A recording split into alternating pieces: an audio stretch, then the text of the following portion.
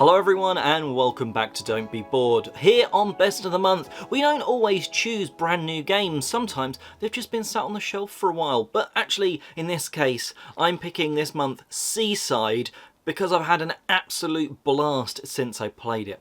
I can see why some people might be a little put off because you've got to learn what 7 different powers do of these tiles as you're taking, which means the first sort of go round or couple round the table, people are questioning, oh, what does this do again? A little bit like in one of my favourite game, Love Letter. When people see that a new card for the first time, they're like, oh, what does this do? But after that, you get up to speed and everything goes really quick round the table because you literally on your turn put your hand into this bag, rummage round and pull out a token. You go, oh, if it's a blue one, I can put it in the middle, or you flip it over and it gives you a different choice. Sometimes, like this one, they're blue on both sides. You've got to put one of those things into the middle. Crabs might be collected in one way by rocks. The shells are collected by the beach symbols in a different way.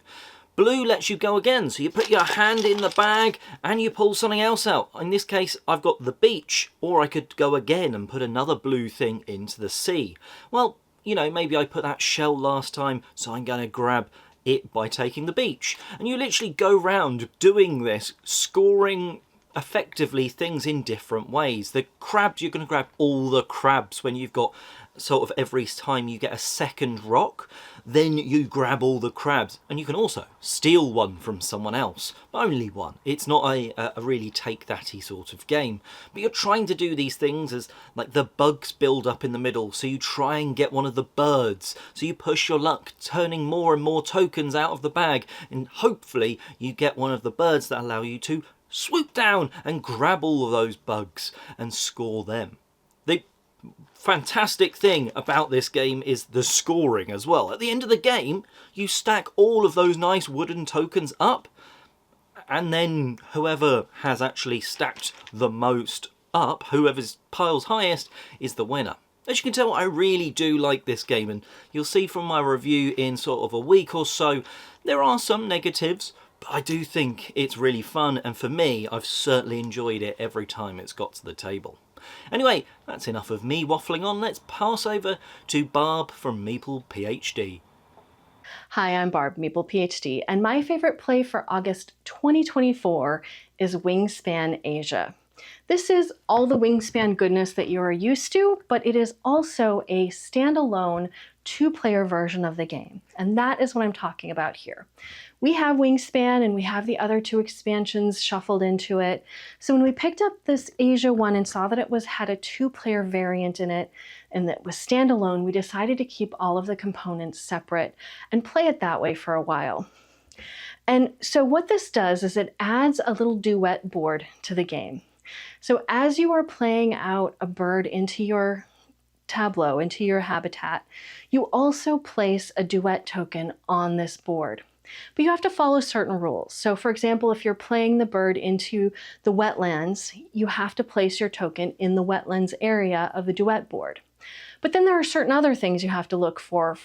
For example, there are different spaces that show the different nest types, or you might have to have a bird that's facing right or left or within a certain wingspan. And so you're looking at this board and trying to plan ahead for where you can play in order to create a large connected region of your pieces. That's because this is going to add to your score at the end of the game. If you're like me, you are going to forget about the duet board for most of the game and then panic at the end and realize you are not making a lot of points off of it. And if you are my spouse, you are going to be the exact opposite, doing your little hardest on this board and getting a bunch of points at the end of the game. But that's what I like about this. It has all of the Wingspan mechanisms there. You are still building out your tableau of birds. You are doing your engine building by, activating the different cards in each row as you take those actions.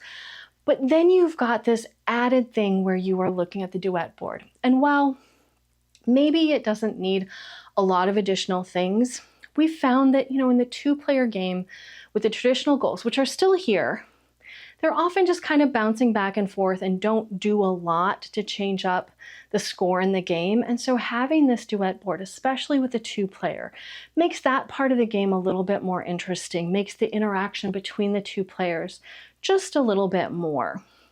And so I've really been enjoying our plays of this. I'm hoping that we keep them separated for a while longer, and maybe we'll never shuffle these into the base game, because honestly, there are a lot of cards in that game as it is, and I'm enjoying this all by itself. So anyway, that is my favorite for August.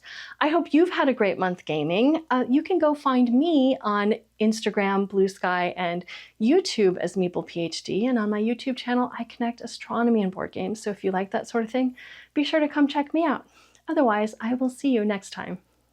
And well, that about wraps us up today. A huge thanks to Barb for coming on and sharing what her best of the month was.